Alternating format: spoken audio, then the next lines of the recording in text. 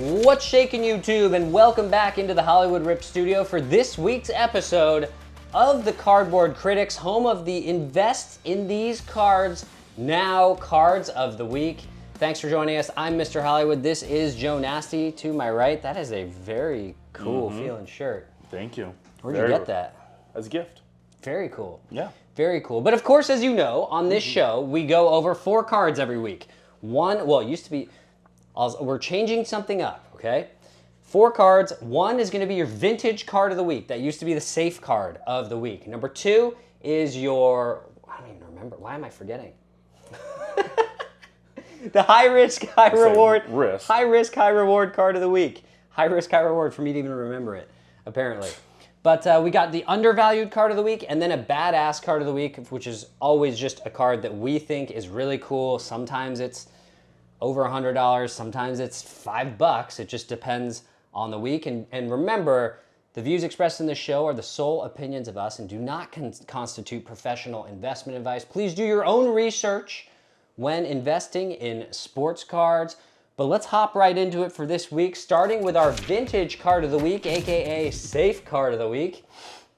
And that is the 1933 Gaudy Babe Ruth set. We're talking the set of 4 cards out of 1933 Gaudy for Babe Ruth. The yellow background, number 53. The red background, number 149. The full body shot swinging back at number 144. And the green portrait, number 181. You can see the pricing chart here over the past year for a PSA 1 copy of these cards. So all in PSA 1 condition, to complete the 4 card set, you'd be looking at probably $17,000 to $20,000. For Babe Ruth? Depending on eye appeal and condition. Remember, not all ones are created equal. So obviously, these go well into the hundreds of thousands for high grade examples. Now, most would love to have any of these in their collection, but if I had to give a most degree of which to have in this order, I'd probably say most would probably want the yellow one first, followed by the red background, then the green full body swinging the bat, and then the green portrait in that order. For various reasons, print runs and condition, and it's hard to find these in certain conditions. The number 144, the one of him swinging the bat, that was actually double printed. So there are more copies in existence of that card, but still really hard to find in a high grade. The double printed versions also had one that was like better focus than the other, so it had way more clarity. So there's that nuance to that card as well. But the 1933 Gaudy set, the 4 Babe Ruth cards, are really just like a classic hobby quad collection to have. Also very expensive, obviously. But it's just 2 years before the Babe retired from baseball, after a career that included a .342 career batting average, 714 homers, and almost 2,000 RBIs. He had a .474 career OBP and a career 1.16 OPS as a batter. As a pitcher, obviously, we all know he pitched as well, had a 2.28 ERA, a 1.16 WHIP. He went 94 and 46, but he only struck out 488 guys. But Different era. Different era. I think completing this set of 4 is probably one of the safest investments in the sports card hobby. And I think it's probably one of the coolest forms and I will call it this. This is like one of the earlier rainbows that you can acquire, right? People are always going for rainbows, right? In the modern sets. So you want the superfractor numbered to 1, and then you want the to 5, the to 10, the 25, 50, 75, 99, right? There were no numbered cards at this time, but because there's 4 variations of Babe Ruth in this set, I consider that kind of a very early vintage rainbow. And for that reason, I think these 4 cards together is one of the coolest things you can possibly have. I actually have 2 of them right over there. But your thoughts on Babe Ruth? And the Gaudy set. No, not in Babe Ruth, but the Gaudy set. I was going to say, he hit a few home runs back in the day. He did. And when you said earliest rainbows, it was like, they didn't have rain back in the 30s? That's not what you meant. Not what I meant. You were saying which ones you think, and I know there's different factors and what. Just in terms of the eye test, to me, Yeah. I think the full body. I'm a big full body of Babe Ruth guy. I want to see the full girth. But you also don't get up on his face. But to me, that's my fave. I kind of like the portrait one of him just leaning over saying... That's honestly, I think that's my favorite one. Just saying like, hey, what's that bird up there doing? Maybe she wants to...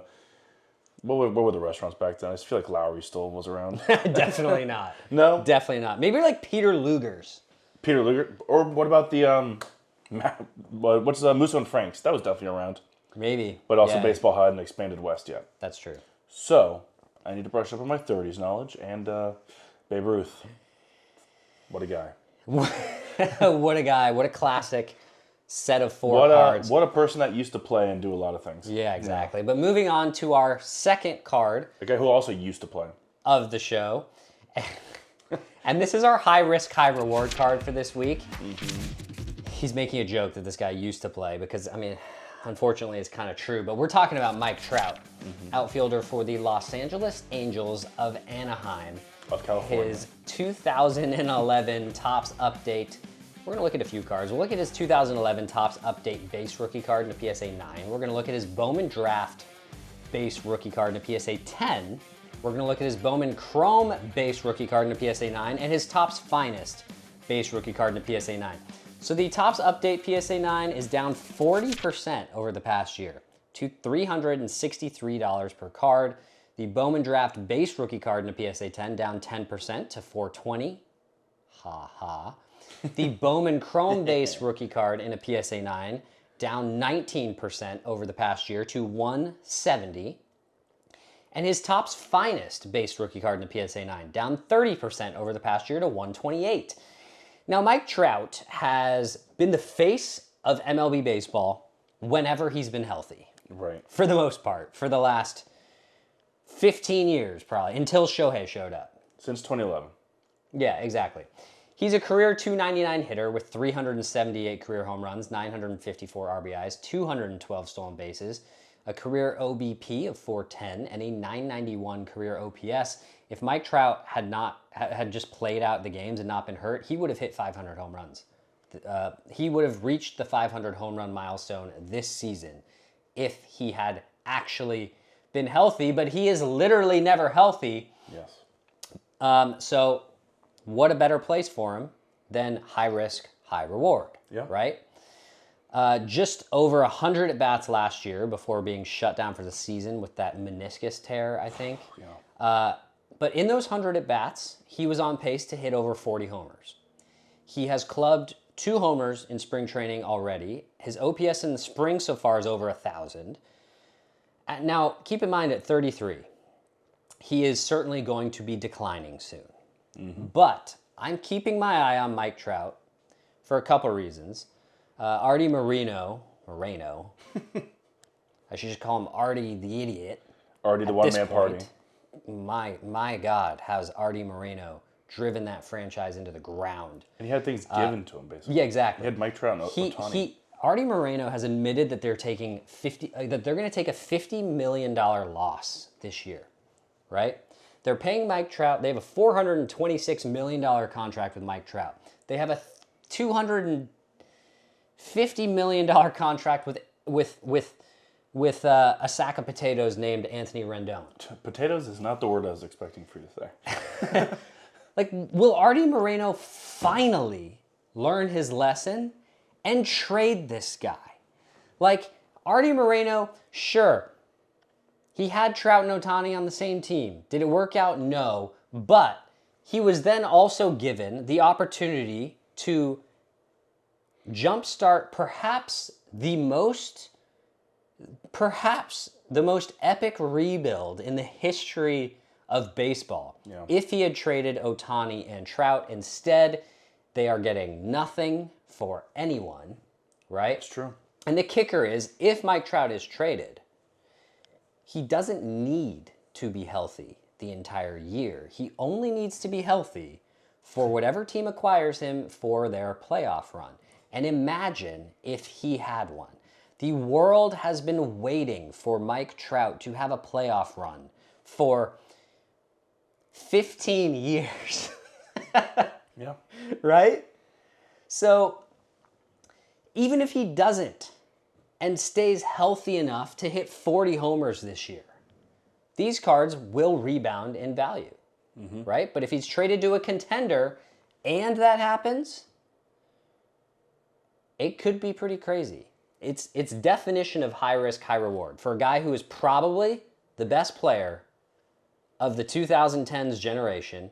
If he had stayed healthy, I'm not going to say probably, he is the best player. Undoubtedly. Like not even a question of the 2010s, right? Yeah. High risk, high reward. Mike Trout. Does he get moved? You know my theory on Mike Trout. He doesn't want to be moved. He doesn't want the pressure. I think he does. I do not. I think he look. So let's start with the numbers. Let's put something on it. You think Let's make a bet. I don't know. I say that Do you Mike think Mike Trout could handle the pressure like Philadelphia? I say Mike Trout gets moved this year. Not if they're losing money. And I am willing to put.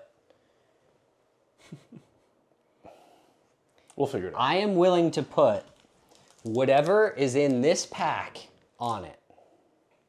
Okay. What do I give you? If Mike Trout gets moved, then I get all the cards that come out of this pack. This is top Series 1, by the way. If he doesn't get moved, then you get all the cards that are in this pack. Okay. How's that? So since 2020, he's played a full season twice. And 2020, of course, was a 60-game season. So that's cute. A little Dylan Cruz rookie card. When he was healthy, or when he was playing a full season up to that point in 2022, he was an all-star. And he was playing 119 games, but he got hurt, and that was the beginning of the end. 82 games, then 29 games. To me, it's tough, because when he's on the field, he's still Mike Trout. And he's still excellent, and he's still a Hall of Famer. He's still the best player on the field, barring a couple games here or there. But you know my theory. I don't think he's going to push to be traded. He likes being rich and anonymous in Newport Beach. He likes showing up to the ballpark, doing his thing in relative anonymity. This was the Mickey Mantle of our generation, and he didn't care to be promoted in the slightest. Yeah, I think that changes at 33 years old. I can't speak for Mike Trout. I don't know him well, but he just wants to watch the weather and cheer on the Eagles, and be a family man, and that's that. Watch it happen. I'm just saying, watch it happen, and if it does, high risk, high reward. If you bought a Mike Trout card at 40% off, which it is right now, you're going to be glad you did. Do you know how many playoff RBIs he has? 1? Yes. In 3 games. In 3 games. Hey, one series, 1 RBI. That's more than us.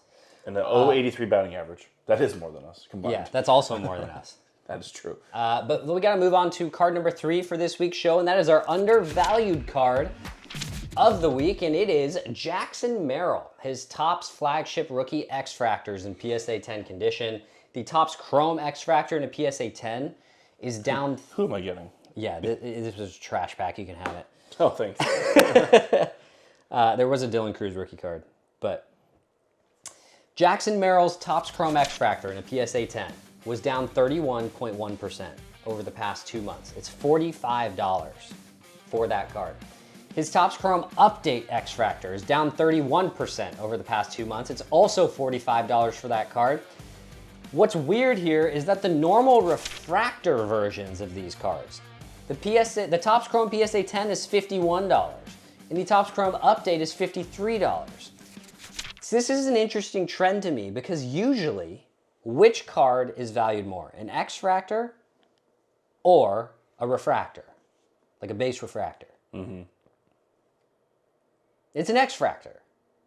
Like an X-fractor is a shorter printed parallel, right? So why is the refractor more expensive than the X-fractor at this point in time, right? And the X-fractor continues to drop in price. Remember that people actually debated that Jackson Merrill should have won NL Rookie of the Year over Paul Skeens, who is probably the greatest pitching prospect that this generation of players, or this decade will see, right? Mm-hmm. He hit .292 in his true rookie season. He hit 24 home runs, drove in 90 RBIs, stole 16 bases, had an .826 OPS as a 21-year-old rookie. Spring training, he hit .256 with 3 homers, 8 RBIs, and an .800 OPS. Very solid, right? Mm-hmm. And he's going to be relied on more than ever on a Padres team that is minus some talent from last year, I suppose, but they're still elite. In my opinion, the Padres are still elite. When you take a look at Jackson Merrill's Baseball Savant stats,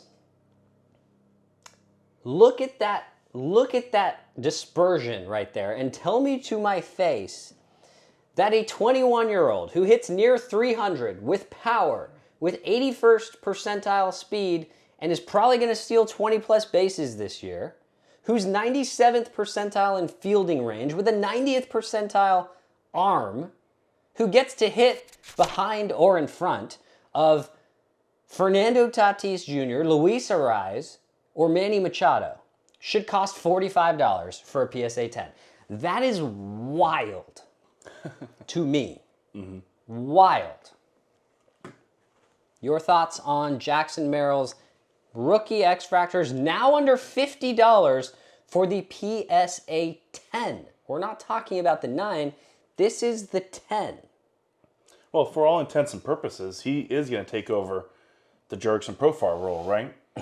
Yeah. So Profar did a lot for that team in the clubhouse as well. I think he was as much of a glue guy and a personality for that team as much as he was super productive for the Padres. And that's a huge loss for the Dads. But like I said, essentially they're going to rely on Jackson Merrill. Yeah. They didn't pay Profar what they figured, or they didn't pay him what they thought he was worth. He moved on, and they said, we've got this ready-made outfield athletic prospect, or he's not even a prospect anymore. He's an integral part of our team. He's a star. And he was a very important part of, let's call a spade a spade. That was probably the best team in baseball in October last year. So he was a big part of a really, really good team. Yeah, $45 for Jackson Merrill. This has been the Jacksons week, once again, between Churio and Merrill. And we're forgetting the one, right? Who's the third that we're forgetting? Say it, come again? There's another Jackson that we're forgetting, right? Holiday? Oh, yeah. So we've talked about them all. This week we've hit the Jacksons week. The Jackson trio. Merrill's right up there. He's not as highly touted as Holiday and Churio, but at the moment he's better than both of them. saying. He's far outperformed them in each of their 1 years. Exactly. I have no idea how these cards are $45 and continuing to drop at the moment. The hit tool is very, very good. Yeah. His bat to ball skill is pretty wondrous to watch. Yeah, I mean, it's as good as a 21-year-old's going to get. Realistically. Truly. Realistically. This rookie year, I don't know what. Let's take a look. Let's take a look at a look-see here at Juan Soto. Okay, let's look at Juan Soto. I'm just curious. I haven't even looked at this. But let's take a look at Juan Soto's true rookie season. Okay. Can you believe that? A .292 average. Mm-hmm. Guess what? The exact same average as Jackson Merrill. 22 home runs. 2 less home runs than Jackson Merrill. 70 RBIs. 20 less RBIs than Jackson Merrill. 5 stolen bases. 11 less stolen bases. He's never going to steal more than Jackson Merrill. Right? Juan Soto and Jackson Merrill just had a Juan Soto rookie year. With better speed? With better speed. That's what he just had. And yet his cards are dropping still right now. Give me a break. There's a stink on the Padres right now. Give me a break. But they did hold on to those players, is the thing. Jackson Merrill cards, guys, come on. We got to pump those numbers up. Those are rookie numbers. Rookie card numbers. But moving on to our last card for Invest Cards of the Week, and that is our Badass Card of the Week. And for this week, it is this 1993 Topps Black Gold of Ken Griffey Jr., of course, outfielder for a few different teams, in a PSA 10 and a PSA 9. The PSA 10 is up 102% over the past year to $250. So PSA 10 has been rising. But the PSA 9 is down 46% to $20 over the past year. In raw condition, ungraded, you can get this card for $5, right? So if budget isn't a problem, I would just get the 10, right? But the PSA 9 is down a lot this year, over the past year, 40 plus percent. And I think part of the reason for this is the history of this card, right? This card came at a time before numbered cards were really like a thing, right? Insert cards were kind of the big new chase in the hobby at this time, in the early 90s, right? And in 1992, Topps introduced a parallel set for the first time. That was Topps Gold. And just a year later, their first true insert set with Topps Black Gold. That is this card, the Topps Black Gold. These cards were a difficult pull. They're 1 in 72 wax packs. But they're unique. What was also unique about them was that you could hit these redemptions cards where you could win like 11, 22, or 44 of the cards of this insert set. There are 44 total cards in the set, right? And you could hit, one of the redemptions was like, you just got every single card in the set. Congrats, send it in and we'll send you all 44 cards. Oh. Some of the other players included, besides Ken Griffey Jr., included Andre Dawson, Tony Gwynn, Barry Larkin, Frank Thomas, Ozzie Smith, Ryan Sandberg, Dave Winfield, to name a few. Some of the pitchers that it included were Dennis Eckersley, Tom Glavine, Greg Maddux. But it's a really cool design. You have the solid black background there with the sort of black gold sort of design that refracts in the upper and lower corners. And black gold cards are still huge parts of the hobby today in modern cards. I think a Caitlin Clark black gold just did like $20,000 or something recently. Really? Yeah, but we don't need to explain that Ken Griffey Jr. was a great player. 284 career average, 630 career homers, over 1,800 RBIs. Topps Chrome Black Gold, it's one of the greatest cards, I think, of the early, greatest baseball cards, I think, of the early 90s. It really pops on the black background with the sort of the gold speckle design on the top and bottom. I love this card. And for 20 bucks or 25 bucks for a PSA 9. Pretty cool. Pretty darn cool for a card that is 32 years old. Yeah. This card, first of all, the old Mariners uniform, fantastic. Yeah. This card is so 90s it hurts. You know what I mean? Which is why it's so great. I know, like with just the angles and the coloring and the font for his name, it's so 90s. I love it. That's when humanity was at its peak in the 90s.